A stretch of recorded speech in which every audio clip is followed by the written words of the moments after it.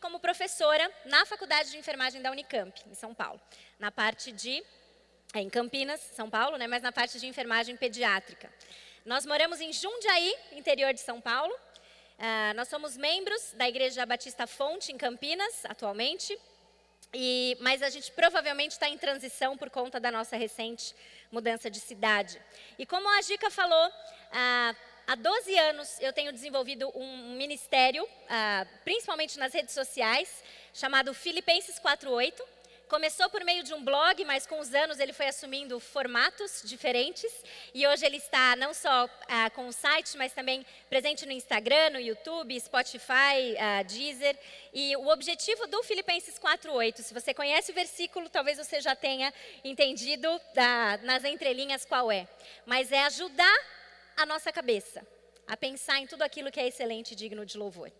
Então, um ministério voltado para mulheres cristãs de todas as idades, mulheres, como a Gica falou, como nós, mulheres comuns, normais, que estão buscando viver a vida para a honra e glória de Deus. E lá a gente fala sobre várias coisas, mas voltadas mesmo a como viver a vida à luz do Evangelho, nos desafios mais cotidianos da vida e os não tão cotidianos assim, né?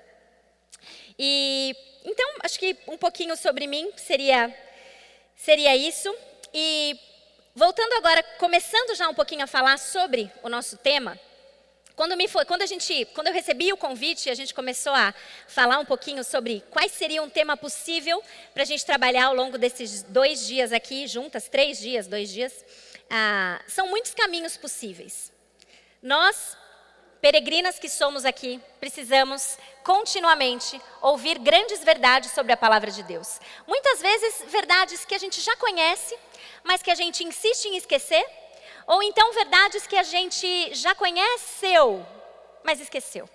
E a gente precisa lembrar de como colocar isso em prática. Tem muita coisa que a gente poderia falar. Mas eu, conversando com a Gica, eu comecei a pensar que ao invés da gente escolher um tema, e se a gente escolhesse um livro? E o livro nos levasse ao tema? E se ao invés da gente caçar lugares da Bíblia que nos levem a entender melhor um ponto, a gente escolhesse um livro da Bíblia, porque toda a palavra é suficiente, a gente vai ter um workshop sobre isso, inclusive, toda a palavra ela é apta para nos ensinar.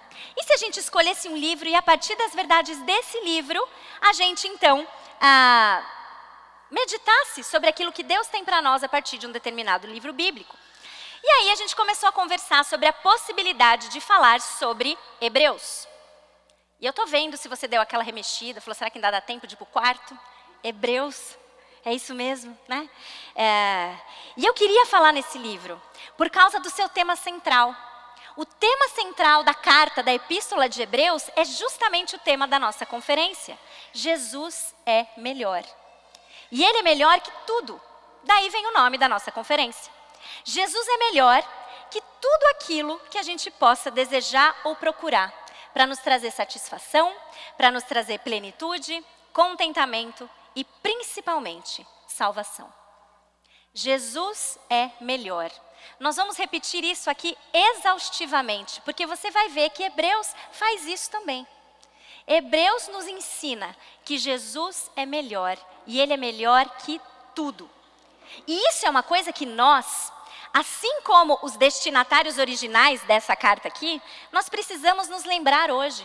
Nós precisamos, nos nossos desafios diários, da vida profissional, da maternidade, da vida cristã da mulher, em qualquer papel que ela desempenha, nós precisamos nos lembrar que Jesus é melhor.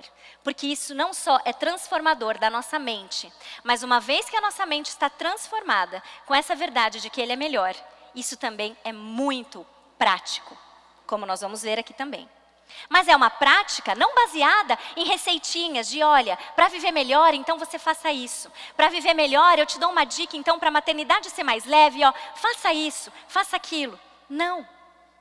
A nossa prática se transforma quando ela é embasada em algo que está dentro do nosso, não vai fazer sentido, dentro do nosso coração. Levei a mão para um lugar e falei outro. Mas quando a gente conhece algo e a gente entende algo, essa verdade vai para o nosso coração. E isso transforma a nossa vida. Isso nos chama, então, a uma ação diferente. E é para esse caminho que nós vamos. E para isso eu queria fazer algumas perguntas para você. Talvez você esteja ouvindo essa introdução e ainda está um pouquinho de olho na porta, pensando, será que eu vou, não vou? A piscina está aberta, já fechou, o que eu faço? Fico ou não fico? Mas eu queria saber se alguma vez você já pensou em desistir. Não de um curso difícil ou sei lá. Você já pensou em desistir dessa caminhada? Da caminhada com Deus? É difícil demais. Eu olho para o pessoal do trabalho, eles não têm problema. Quem fica encanado o tempo todo com o que tem que fazer sou eu, eles não. Você já pensou assim? Já pensou que talvez toda essa história que a gente fala aqui, né, uma história real, claro, mas essa história de fé, Jesus, salvação, talvez isso seja até algo realmente verdadeiro, mas é algo que eu posso deixar para depois. Agora eu estou com outras prioridades. Eu preciso desenvolver a minha carreira. Eu preciso encontrar um marido. Eu preciso encontrar o melhor lugar para eu educar os meus filhos. Já pensou que isso é algo que talvez você possa deixar para depois?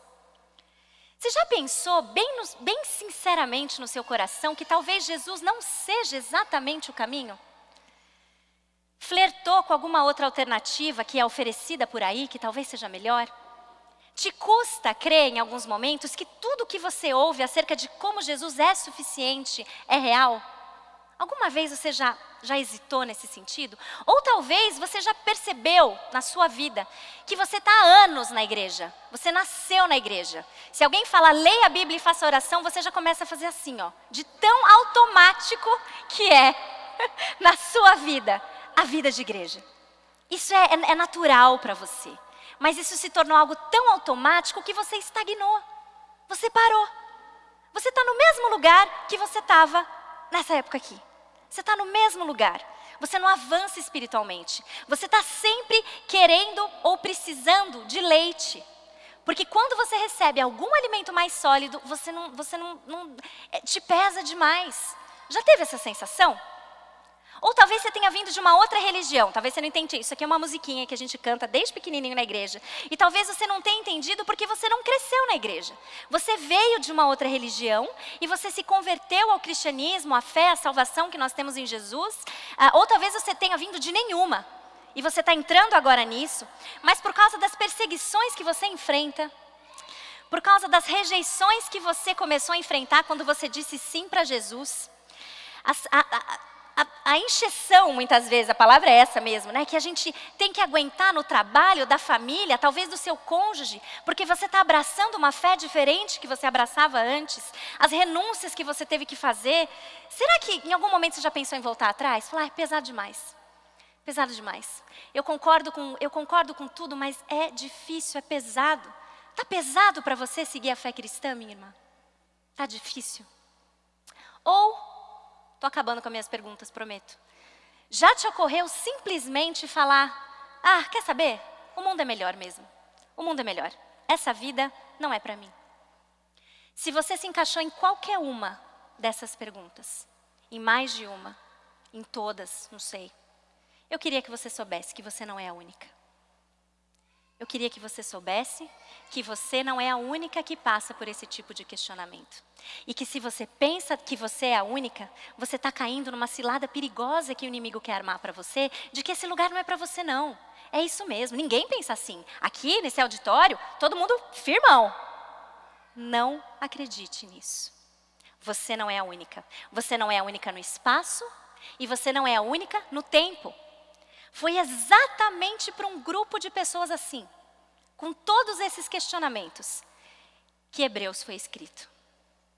Para pessoas com questionamentos dessa natureza, na Bíblia, nós temos uma carta voltada para pessoas assim.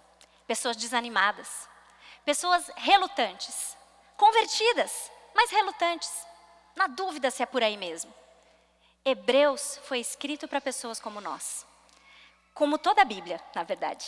Mas Hebreus, que eu quero trazer a atenção de vocês para essa carta durante esses dias, foi escrito para pessoas como nós, que precisam ouvir verdades que libertam, que transformam, que instruem, que encorajam. E essas respostas para estes questionamentos que eu mencionei aqui, elas estão na Bíblia. E é nessa carta, então, escrita aos Hebreus, que a gente vai investir os nossos 4 momentos juntas aqui. De hoje a domingo, seguindo o seguinte caminho. Eu já vou dar mais ou menos um mapinha para você, talvez seja deformação profissional de professora que quer passar logo o programa. Mas eu vou dizer para vocês o que nós vamos falar nesses 4 dias aqui. Hoje, a gente vai fazer uma introdução. Para a gente entender bem uma carta, a gente precisa conhecer sobre ela. Para quem ela foi escrita? Quem escreveu? Para quê? O que está escrito nela? A gente vai fazer um panorama sobre isso, tá bom? Porque isso você vai ver nos próximos dias que vai ser fundamental para você entender o conteúdo dela, tá? E também já vamos começar com a mão na massa aí a partir de um curto trechinho do primeiro capítulo. Esse é um evento que você não vai precisar se preocupar se você sabe ou não localizar todos os livros da Bíblia. Você vai ter que localizar um. Achou hoje, até domingo você está tranquila. Põe o marcador ali, vai sem Hebreus, vai sem Hebreus, vai sem Hebreus, certo? Isso é o que nós vamos fazer hoje, então. A gente vai começar o assunto dessa forma. Amanhã cedo, que horas que é mesmo? Eu estou sem meu crachá. 9h15. 9h15, tem café às 8h. 9h15 eu quero que você venha, que você chegue aqui animada, acordada e pronta, disposta. Canetinha a postos, caderninho espetacular que vocês receberam aí, a postos, porque nós vamos mergulhar em algo que é muito importante para nós, doutrina. A gente vai entender doutrina em Hebreus. A gente vai entender por 2 trechos diferentes dessa carta, como que Jesus é melhor que tudo. Como que a pessoa de Jesus é melhor que tudo e como que a obra dele é melhor do que tudo. E amanhã à noite, eu quero que você venha animada, florida, certo? Tem que vir já no esquema maiô e tal, né? Além disso, vou te falar a verdade, eu quero que você venha com lencinho. Porque nós vamos ver como que a doutrina correta moveu homens e mulheres de fé para uma vida melhor. Se você conhece Hebreus, você já sabe até que capítulo a gente vai falar. A doutrina leva à prática de uma fé que é sadia e que não vacila, que não desanima. Isso é o que a gente vai ver no sábado à noite. E no domingo, eu quero que você venha acordada, animada, de caneta, de lencinho e de manga arregaçada. Porque nós vamos fechar tudo isso, entendendo que a nossa missão aqui é de colocar a nossa fé em ação. É isso que nós fazemos. Quando nós entendemos que Jesus é melhor, isso muda a nossa prática. E Hebreus está estruturado exatamente dessa forma. Como é a prática da vida cristã que entende que Jesus é melhor que tudo? Isso é o que a gente vai ver no domingo. A gente não vai passar por Hebreus inteiros. Se você está achando que a gente vai passar pelos 13 capítulos, não vamos fazer isso. Mas o meu desejo é que você saia daqui com o desejo de estudar essa carta ainda mais. Entendendo quão preciosa, quão rica ela é. E fugindo um pouco daquela ideia que muitas vezes nós temos, que é um livro muito difícil, que a gente não consegue chegar nele. Tudo bem? Combinado? Esse é o nosso plano, então. Então vamos começar entendendo Hebreus. Já disse em alguns momentos para vocês que Hebreus é uma epístola, ela é uma carta. E quando uma carta é escrita, tem algumas coisas que a gente precisa entender para que tudo fique claro para nós. A gente precisa entender quem escreveu, para quem escreveu, por que escreveu. Porque quando a gente entende essas 3 coisas, quem escreveu, para quem escreveu e por que escreveu, aí o que está escrito, da forma como está escrito, faz mais sentido, certo? E isso é um problema para nós logo de saída. Porque se a primeira pergunta é quem escreveu, talvez você já esteja aí, nossa, é hoje que eu vou descobrir, ela trouxe a resposta com base nos artigos mais recentes. Nós não sabemos quem escreveu, tá? Então anota aí, essa foi fácil. Quem escreveu? Pontinho de interrogação. Nós não sabemos quem escreveu essa carta. Será que foi Paulo? Tem muita gente que acha que sim. Mas tem gente que fala que não, que acha que tem muita evidência ali falando que foi Barnabé, que foi Apolo, que foi Clemente. Aí você fala, nossa, eu não sei, nem sei quem é Clemente, abafa o cara, nem sei quem é, ainda mais que ele escreveu um livro. Quem será que foi? Priscila? Lucas? As pessoas discutem sobre isso, mas a verdade, para o nosso momento aqui, é a seguinte: nós não sabemos quem escreveu. Aí você fala, puxa, mas como assim, né? Uma declaração dessa logo de cara? Nós não sabemos, e eu digo mais, para a finalidade que nós temos aqui nesses dias, felizmente, não faz diferença. Não faz diferença. A Bíblia é viva. Quem quer que tenha sido que escreveu essa carta, essa pessoa foi inspirada pelo Espírito Santo para nos trazer verdades que nós precisamos conhecer e aplicar para a nossa vida hoje. Certo? Sinto desanimá-las. Segue o pontinho de interrogação. Quem escreveu Hebreus? Deus sabe quem escreveu e isso importa. Certo? Uma coisa que é importante falar quando a gente pensa numa carta, é que se fala de carta, todo mundo já pensa logo em Paulo, né? E todas as cartas de Paulo tem lá a autoria dele colocada logo de cara, e aí ele faz uma saudação, ele faz uma oração, aí ele começa a mensagem e termina com uma bênção. Hebreus é diferente de tudo isso, porque não tem uma saudação inicial. Ele vai direto ao ponto, direto para o tema. E hoje a gente vai falar exatamente sobre esses 3 primeiros versículos de Hebreus. E ele é muito direto, é como se ele estivesse com pressa, com urgência de passar sua mensagem para aquele povo que precisava ouvir. E a sua forma de escrita não parece muito com uma carta também. É como se fosse um sermão. Ele dá um sermão para nós, numa linguagem muito erudita, muito culta, que muitas vezes nos assusta, porque ela é extremamente rebuscada. É realmente uma carta muito bem elaborada. Sabe por que ela é muito bem elaborada? Por causa do povo para quem essa carta foi escrita. Se a gente não sabe quem escreveu, a gente sabe para quem. Essa carta foi escrita para um grupo de cristãos que eram antes judeus. Eles eram do judaísmo, certo? E eles se converteram. E essa carta foi escrita para eles. E esses leitores, minhas amigas, esses leitores que antes seguiam o judaísmo, eles eram cultos. Eles conheciam tudo sobre o Antigo Testamento. Conheciam um monte de coisas sobre aliança, sacerdócio, todos esses termos que muitas vezes a gente transita em Hebreus assim um pouquinho com medo, eles entendiam e tinham interesse nisso. E é por causa disso que esse autor misterioso quer captar a atenção deles falando de acordo com a língua que eles vão entender. Então ela é uma carta rebuscada porque quem precisava ler essa carta entendia dessa maneira. Os leitores conheciam. A gente sabe por diversas referências que esses destinatários dessa carta, então, eram crentes, eram convertidos, que vieram à fé através de pessoas que testemunharam Jesus Cristo, que viram Jesus Cristo com os próprios olhos. Não eram recém-convertidos, nós vemos isso na Bíblia. E essas pessoas que estão recebendo essa carta, elas tinham suportado algumas dificuldades muito bem, permanecendo firmes no Evangelho. Veja, não eram pessoas que se converteram e logo depois elas já logo mudaram de ideia. Não, eram pessoas já experimentadas, mas que ao longo da vida começaram a experimentar e viver dificuldades que fizeram elas desanimar. Que fizeram elas olhar para o lado e pensar, puxa, será que é isso mesmo? Eles se tornaram lentos para aprender, lentos para ouvir a palavra de Deus. E isso estava colocando eles em risco de se perder. E aí, o autor, quando viu essa situação, falou, opa, preciso mandar uma mensagem para esse povo aí. Para eles entenderem, diante de uma exortação, que eles precisavam lembrar de algumas coisas. E é isso que ele faz. Com um grupo, então vamos voltar lá, para ver se qualquer identificação não é mera coincidência. É o nosso Deus operando, através da sua palavra, ao longo dos séculos. Essa carta foi escrita para cristãos crentes, né? Experimentados, que já tinham suportado perseguições anteriores. Mas alguma coisa no meio do caminho mudou. E eles esfriaram. Talvez tenha ficado pesado demais. Talvez tenha sido alguma coisa que fez com que eles realmente começassem a questionar se aquele caminho valia mesmo a pena. Eles começaram a aprender mais devagar, então. Não vou no culto 2 vezes por dia, não, uma só tá bom. Não vou, né? Tem grupo discipulado, não vou. Começou a querer menos.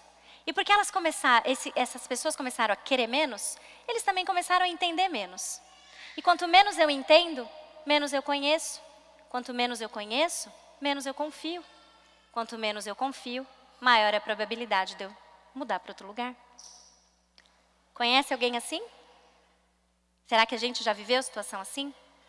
Esses leitores para quem essa carta foi escrita, eles estavam prestes a voltar para o judaísmo.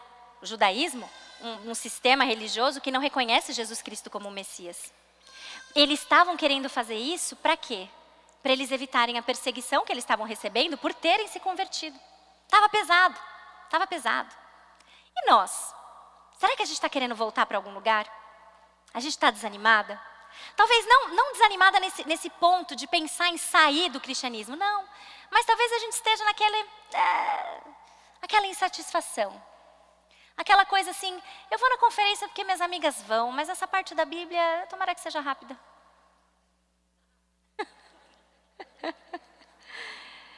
Eu vou porque eu estou precisando descansar. E se o que eu preciso para descansar é ir para essa conferência, eu vou. E maridão com as crianças, seja feliz, tem miojo no armário e eu vou. Eu vou. Será que você veio para cá para fugir? Veja, essas coisas em si, lógico, a gente brinca aqui, não tem nada errado a gente querer dar essa escapadinha, né? Às vezes a gente assume, às vezes a gente disfarça, mas será que no fundo, essa parte da gente aprender mais sobre a Bíblia, será que isso pesou para a gente? Para esse grupo estava pesando. E aí esse autor fala, peraí que eu preciso lembrar esse pessoal de algumas coisas. Então para que ele escreve? Ele escreve para falar para esse povo que Jesus é melhor. Jesus é melhor que tudo e você está precisando se lembrar dessas verdades.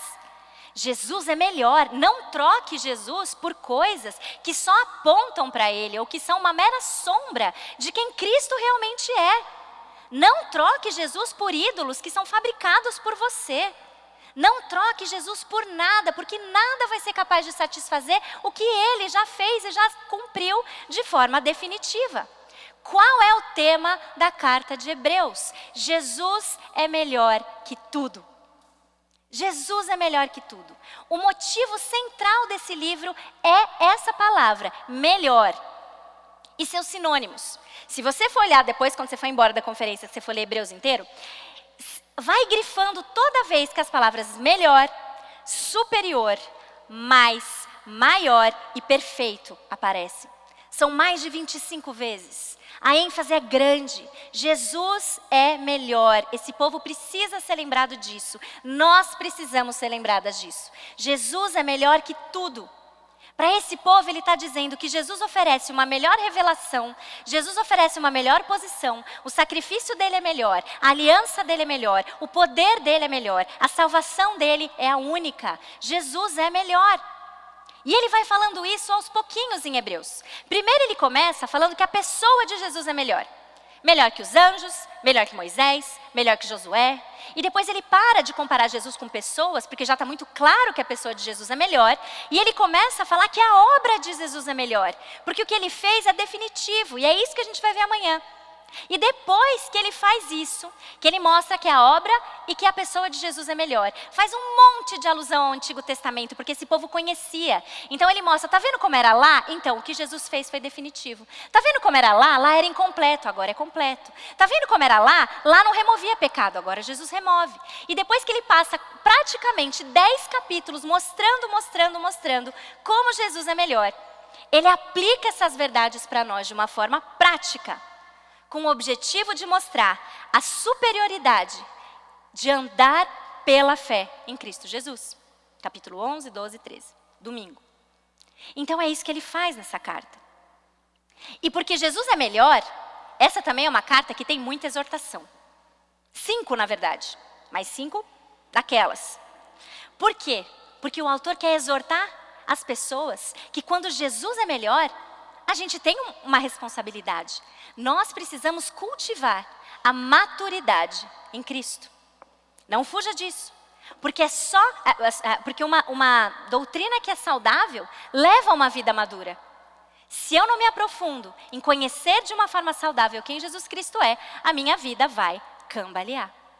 Mas uma doutrina sadia leva a uma vida madura. Uma doutrina sadia que entende quem Jesus é, entende o que ele fez, entende que o que ele fez é definitivo. Isso leva à maturidade. Isso leva a uma fé que não vacila, uma fé que não cambaleia. Porque conhece o Salvador que tem, um Jesus que é melhor que tudo, que tudo. Então, gente, a grande ideia de Hebreus: Jesus é superior a qualquer anjo, qualquer sacerdote, qualquer instituição que o Antigo Testamento pregava, ou anunciava, ou apontava, e que esse grupo aqui estava tendendo a voltar para lá, a voltar para esse sistema do Antigo Testamento. Ele é melhor. Então, cada leitor dessa carta, ao invés de abandonar a tão grande salvação que nós recebemos em Jesus, nós devemos fazer o contrário. Ao invés de abandonar, nós devemos nos agarrar a essa fé que nós temos verdadeiramente em Cristo e viver sob essa ótica e encorajar outras pessoas a viverem sob essa ótica também. Jesus é melhor que tudo e isso muda tudo sobre a nossa vida. Muda tudo sobre a nossa história. E nós precisamos nos lembrar disso todos os dias. Deu para entender? Começamos em Hebreus então. Não sabemos quem escreveu, sabemos para quem escreveu. Um grupo desanimado, querendo voltar para um sistema de leis que não reconhecia Jesus porque a perseguição estava pesada demais. O autor olha e fala, não dá, preciso lembrar esse povo de umas verdades que eles estão querendo esquecer. E quando eu lembrar esse povo dessas verdades, eu vou fazer isso primeiro. Vou lembrar que Jesus é melhor, para que quando eles entenderem que Jesus é melhor, eu vou falar, então agora viva de acordo com essa fé. É isso que ele vai fazer. E a gente vai começar então com a carta. Abra sua Bíblia em Hebreus, capítulo 1. Versículos de 1 a 3. Eu dei uma introdução grandinha, porque a gente vai precisar dela para os próximos dias. Então hoje o nosso trecho é pequeno. Mas vocês já vão ver quantas coisas a gente vai tirar daqui. Hebreus capítulo 1, versículos de 1 a 3. É a forma como essa carta começa. Com uma afirmação de que Cristo é o melhor profeta, que revela Deus e o seu caminho de salvação. Vamos ver. Hebreus capítulo 1, versículos de 1 a 3, diz o seguinte. Lembra que essa é uma epístola que não tem saudação, porque é urgente o assunto aqui, tá? Há muito tempo, Deus falou muitas vezes e de várias maneiras aos nossos antepassados por meio dos profetas. Mas nestes últimos dias, falou-nos por meio do Filho, a quem constituiu o herdeiro de todas as coisas e por meio de quem ele fez o universo. O Filho é o resplendor da glória de Deus, a expressão exata do seu ser, sustentando todas as coisas por sua palavra poderosa. Depois de ter realizado a purificação dos pecados, ele se assentou à direita da majestade nas alturas. E eu vou ler até o 4 só para a gente encerrar a frase. Tornando-se tão superior aos anjos quanto o nome que herdou é superior ao deles. Hebreus 1, de 1 a 3. Nesse trecho que está projetado aí, se puder voltar do primeiro, eu não sei, se tiver como colocar... volta em Hebreus 1, por favor. Que agora a gente vai versículo por versículo. Eu não sei com quem eu estou falando, mas eu estou falando com alguém. Ai, tá bom. Você volta em Hebreus 1 para mim, por favor? Nesse trecho, gente, nós temos 3 versículos. 3 coisas importantes para a gente começar a nossa jornada aqui por Hebreus. Pura interpretação de texto aqui, gente. 3 coisas importantes, uma de cada versículo. Primeira coisa, em Hebreus 1, que diz o seguinte: há muito tempo Deus falou muitas vezes e de várias maneiras aos nossos antepassados por meio dos profetas. Deus falava anteriormente. E ele falava de muitas maneiras. Segunda coisa, no versículo 2. Deus, nos últimos tempos, falou de uma única maneira. Jesus. Versículo 3. Essa revelação é melhor que todas as outras. Gente, Hebreus 1, de 1 a 3, é assustadoramente a essência de toda a carta encapsulada. Deus falava anteriormente de várias maneiras. Nos últimos tempos ele falou de uma maneira só, Jesus. E essa revelação é melhor que todas as outras. E a gente vai versículo por versículo. Hebreus 1. Há muito tempo, Deus falou muitas vezes e de várias maneiras aos nossos antepassados por meio dos profetas.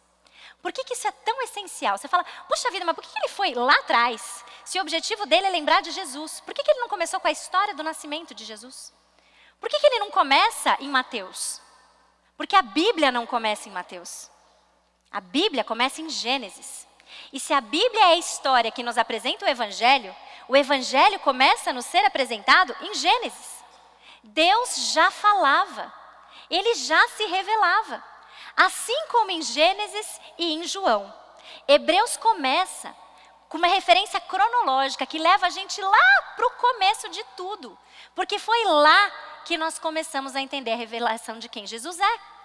Ele vai nos falar a mensagem do Evangelho, mas a mensagem do Evangelho não começa na estrebaria.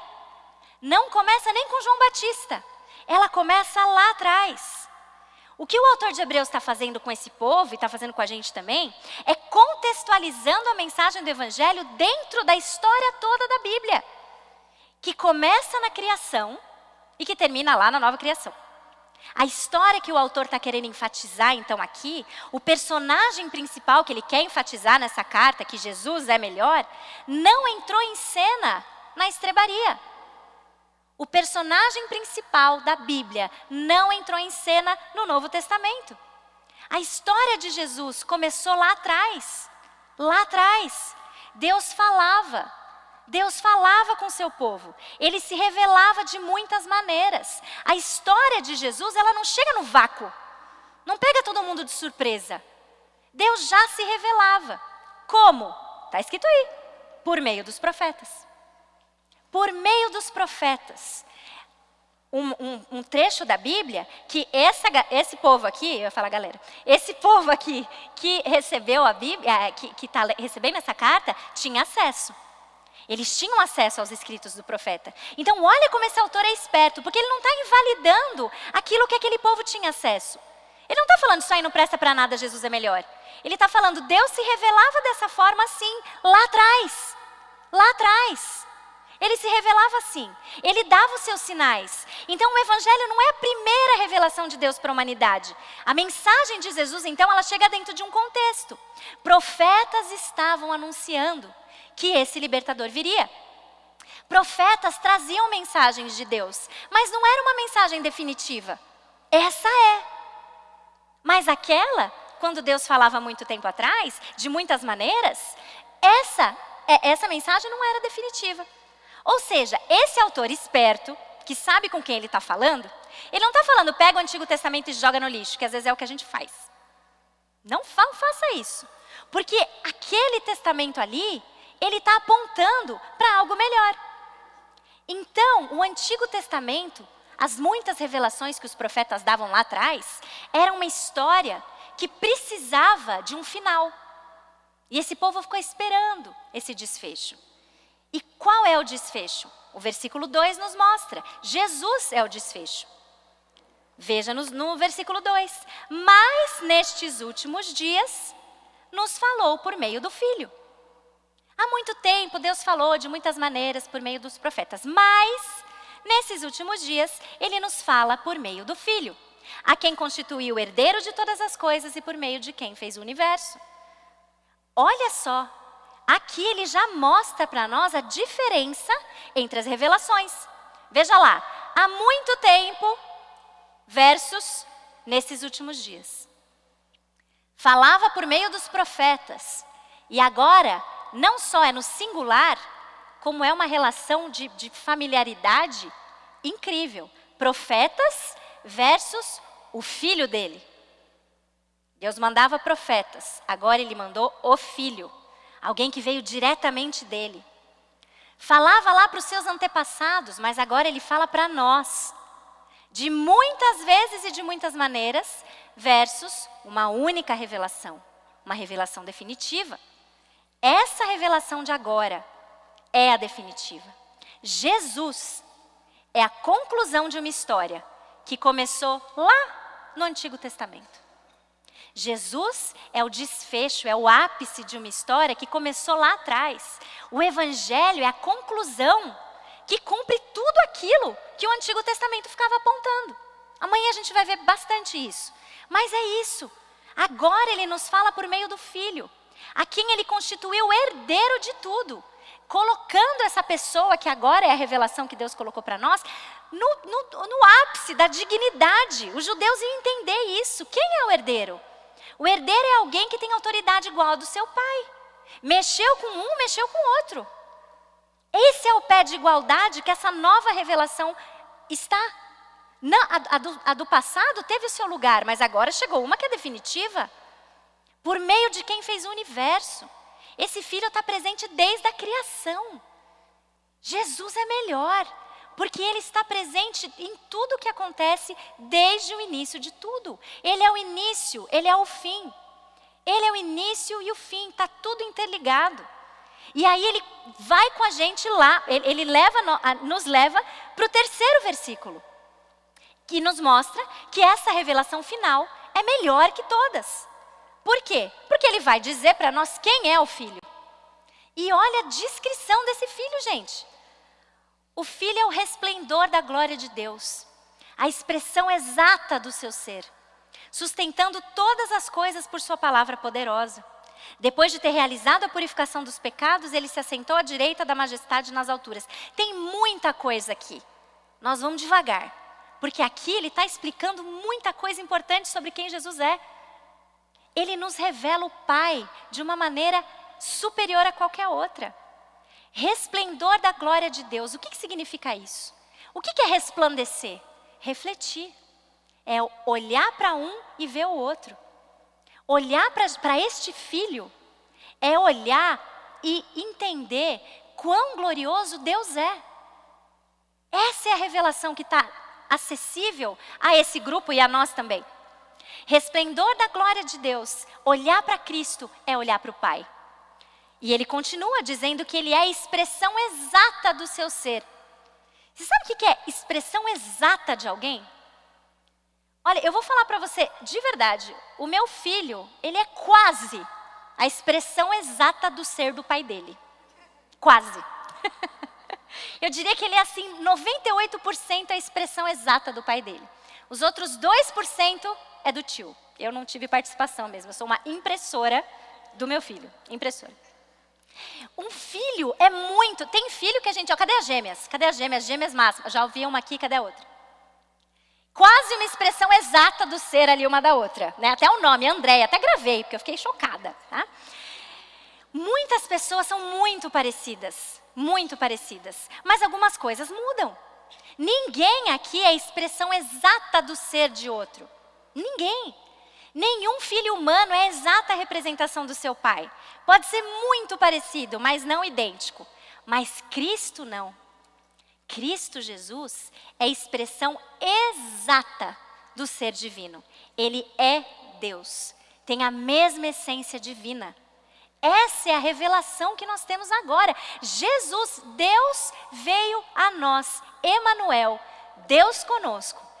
Ele está entre nós e Ele que agora fala. E esse Deus, Jesus Cristo, criou todas as coisas, sustenta por sua própria palavra. Deus Criador, Jesus que se revelou a nós é o Criador. E de repente parece que muda de assunto aqui no versículo 3, porque ele está falando resplendor da glória, expressão exata, e aí ele fala assim: e depois de ter realizado a purificação dos pecados, ele se assentou à direita da majestade nas alturas. Sabe o que o autor está fazendo aqui? Esse autor é muito esperto. Quando eu chegar no céu, eu vou querer bater um papo com ele, sério. Falar, primeiro, quem é você? Primeira pergunta que eu vou fazer é essa. Quem é você? E depois, puxa vida, que riqueza em 3 versículos, gente. Mostrando para nós a essência daquele que veio para ser melhor que tudo. E definitivamente nos livrar de qualquer coisa que a gente tenha que procurar, porque Ele é tudo. Ele é tudo. E aí ele fala... Ele entra para falar de purificação de pecado. Por que ele está fazendo isso? Porque os judeus viviam na base disso. De sacrifícios e sacrifícios e sacrifícios que pudessem aplacar a ira de Deus por causa dos seus pecados. Mas ele, Jesus, com um sacrifício, ele purificou de uma vez por todas. Não tem mais que ficar fazendo sacrifício. Não tem mais penitência. Não tem mais que fazer nada. Cristo fez tudo. E sabe como a gente sabe que ele fez tudo, que foi concluído? Porque depois que ele fez isso, o autor continua. Ele foi para onde? Para a direita do trono de Deus. Estava concluído. Acabou. Acabou. Quando ele veio, ele fez tudo. E ele é rei, porque ele se assentou à direita de Deus.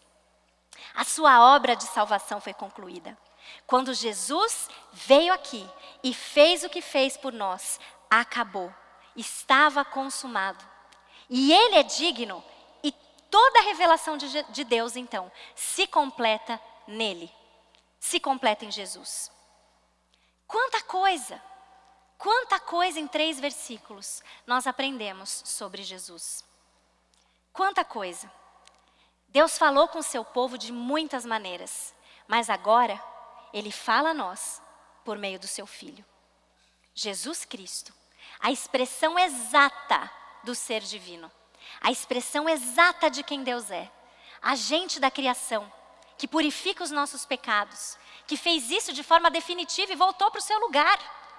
Ele não ficou lá. Amanhã a gente vai ver os sacerdotes, eles faziam seus sacrifícios e eles não sentavam porque a obra não acabava. Eles ficavam continuamente em pé. Até isso Ele faz de propósito, para mostrar a diferença e o contraste. Jesus fez definitivamente e foi para o lugar que lhe pertence, do lado do seu Pai. Esse trecho, minhas irmãs, Hebreus 1, de 1 a 3, é um dos trechos mais marcantes de toda a Bíblia. Tem muita doutrina aqui, tem muita coisa aqui. E olha que maravilha que a gente aprende em uma noite sobre Cristo, nestes 3 versículos. Jesus Cristo é o Filho de Deus, Ele é a revelação de Deus, Ele é o cumprimento de todas as promessas do Antigo Testamento, Ele é o herdeiro de todas as coisas, agente da criação. Não estou tirando nada na minha cabeça, está tudo aqui. Agente da criação, resplendor da glória de Deus, expressão exata do ser divino, é quem preserva toda a criação, purifica os nossos pecados e intercede ainda por nós, à direita de Deus. Jesus é melhor que tudo. Minhas irmãs, Hebreus é para apertar os cintos e aprender demais sobre quem Jesus Cristo é. Essa é a carta de Hebreus. Você está desanimada? Considere quem Jesus Cristo é. Considere quem Jesus Cristo é. Considere o que Ele fez por você. Anime-se diante desse Salvador maravilhoso que você tem, que nós temos. Hebreus é para a gente aprender e entender que vale sim, vale demais persistir. Vale a pena, porque Ele é melhor. E Ele é melhor que qualquer coisa que você esteja pensando em desejar ou em substituir. Ele é melhor que tudo. Vamos aprender e relembrar como é importante valorizar o nosso Criador e o nosso Redentor. Para fechar, acho que a gente teria algumas questões importantes sobre aplicação aqui. Quando Deus falou para nós, por meio de Jesus, por meio do Filho, isso foi definitivo, certo? Já vimos isso. Todo o resto é só uma sombra de quem Ele é. Ele está sentado à direita de Deus Pai, está pago, está consumado por completo. O que nós ainda buscamos? O que a gente acha que a gente ainda precisa fazer para merecer alguma coisa de Deus? Cristo já fez tudo. Ele já fez tudo. Ele é melhor, Ele é definitivo, Ele é superior. Para que a gente vai tentar acrescentar qualquer outra coisa, se o sacrifício de Jesus é melhor?